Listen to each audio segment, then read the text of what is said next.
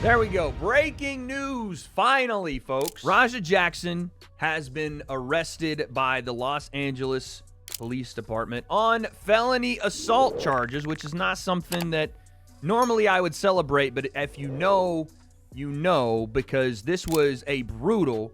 I'm just going to say this. I don't think the charges are high enough. I don't think the charges are severe enough.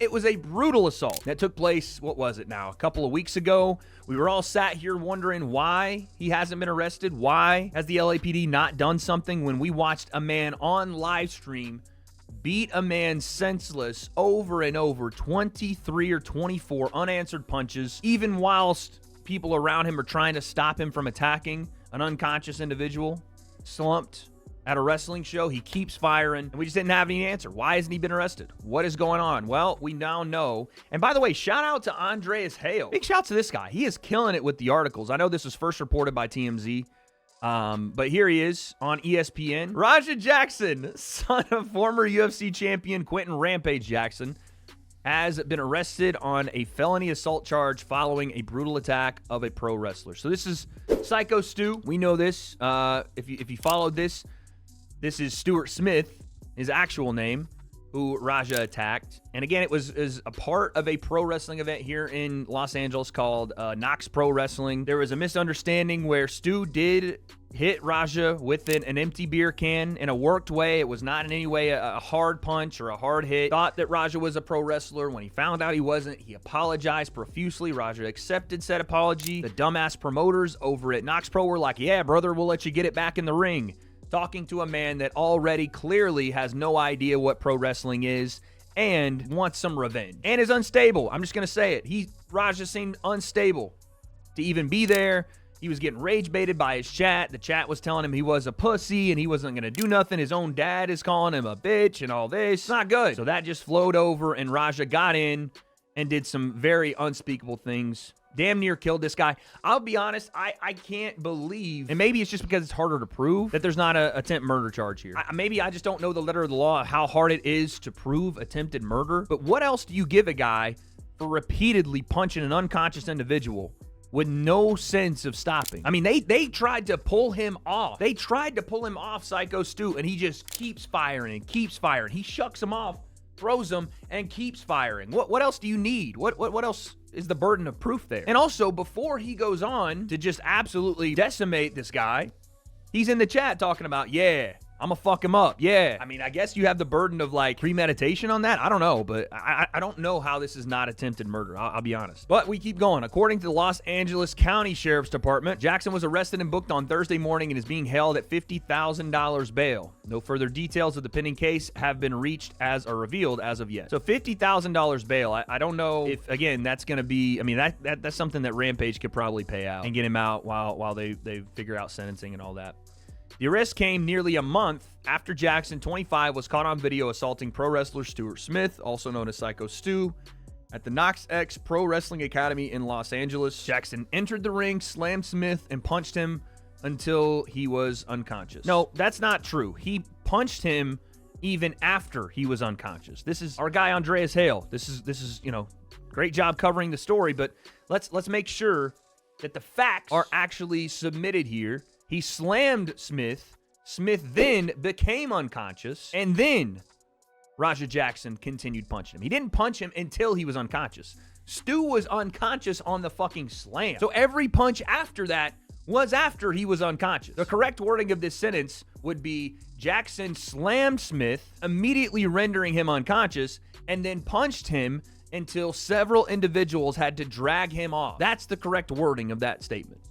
Just so we're clear. Jackson was eventually pulled off of Smith by several other wrestlers and fled the academy, which is located in the Sun Valley neighborhood of Los Angeles. Could that not also be a charge as well? Not only are we talking about him assaulting this man, but then leaving the scene of the crime? Is that not something that can also be charged here? Like fleeing the scene of a crime after what they're, article is saying aggravated assault charges, or no, just felony assault charges. I feel like that should be at least something as well. But yeah, here is the video of Raja being handcuffed and led away.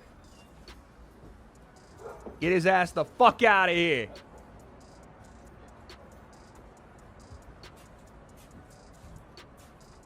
Get him out of here.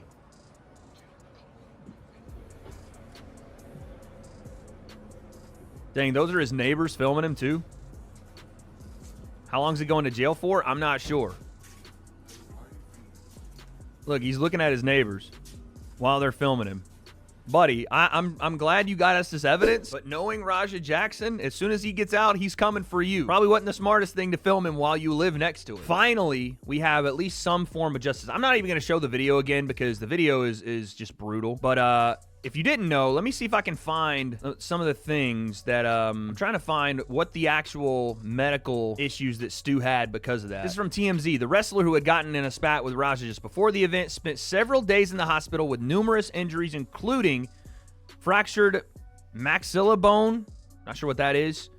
Thankfully, he has been released and is recovering at home. Whatever that maxilla bone is, fractured, multiple broken teeth, apparently at one point choking on his own blood. Yet here we are talking about almost a month later, it takes the LAPD to catch this guy. And then, yes, you know, fantastic. We have some charges brought, but I don't want to be that person that's like, it's not severe enough, but is there a doubt in anybody's mind he was just going to continue punching him until he got tired? He meaning Raja. That was the only thing that was going to stop him. That was the only thing that was stopping Raja from punching him, was he wasn't tired enough yet. And I know this because, again, I'm not going to show the video because we've already showed it so many times, but there's multiple instances where guys try to get Raja off of Stu, and he's still wailing on him. And then he shoves the people trying to get him off of him and goes back to wailing on him. So what other proof do we need? On top of the fact that he's like telling the chat what he's about to do. Raja is very lucky that Psycho Stu didn't die. He's very lucky, and that's crazy to say, but he is very, very lucky that the supporters that were there to watch Nox Pro actually stepped in and stopped him.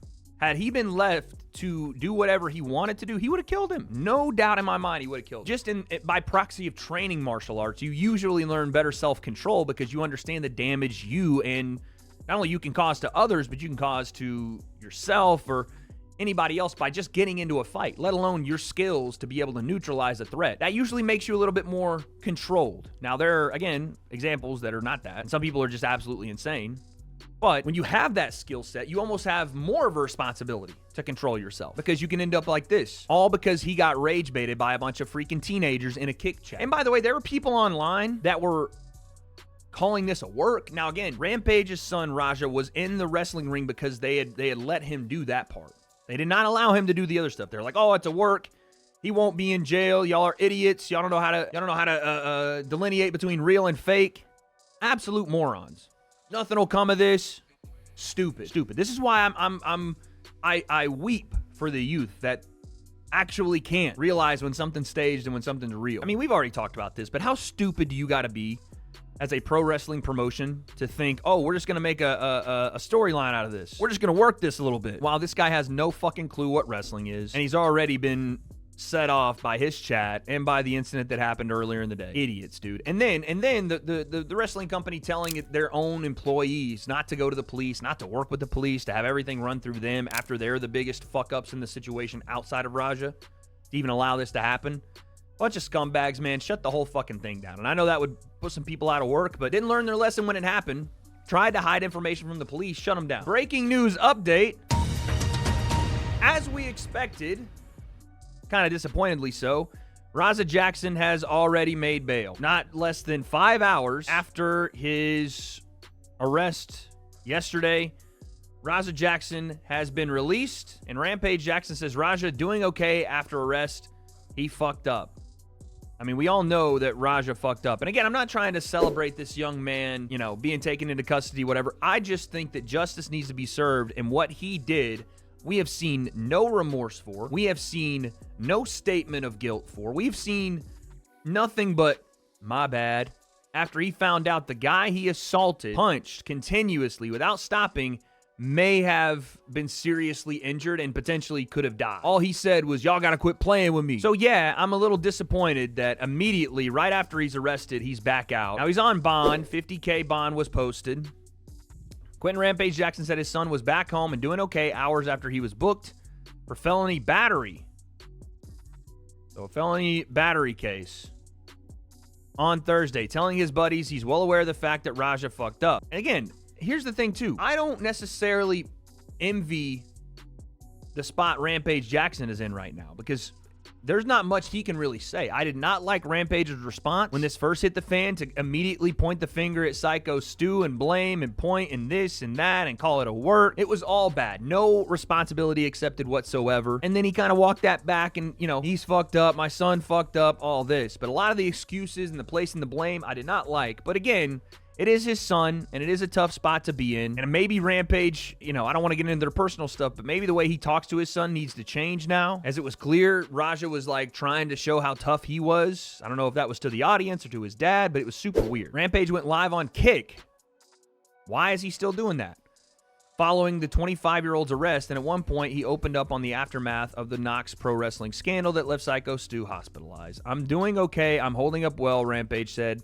Adding, he understands the situation is no longer under his control. He fucked up. He's going to learn his lesson. It is what it is. All I can do is be a dad.